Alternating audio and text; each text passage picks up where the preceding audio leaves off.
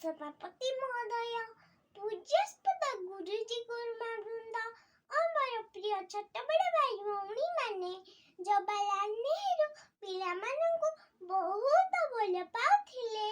तेणु तांकर एई जन्म दिवस को शिशु दिवस रूपे पालन करा जाए। तांकर एई पवित्र जन्म दिवस रे मते किछि कहिबार सुजोग मिलिथिबारु मु निजको धन्य मन करूअछि। 1898 मसीहा नवेम्बर 14 तारिख जवाहरलाल नेहरू जन्म ग्रहण करिथिले। तांकर पितांक नाम थिला मोतीलाल नेहरू, तांको मांको नाम थिला स्वरूपा राणी। से पिला मानक मेଳରେ समय काटिबाकू बहुत भल पाउथिले। पिला माने तांको चाचा बोली डाकुथिले।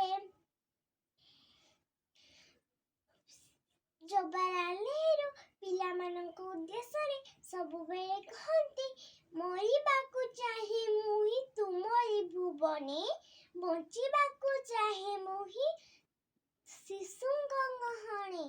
एई उक्तिरु जଣା जाए कि जवाहरलाल नेहरू पिला मानकू केते भल पाउथिले। शिशु होउचंती अमूल्य संपद। आजिर शिशु आसंता कालीर भविष्यत।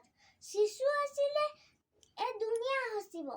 एतिकी कही सेई महान व्यक्तिंकु प्रणाम जणाई मोर तांकर कौक्ति कही मोर वक्तव्य शेष करुछि। आगरे पड़िछि पथ बहु दूर, आहुरी केते जे बाकी, चालिबी चालिबी न पड़िबी थकी, बुझिबा आगरु आखि।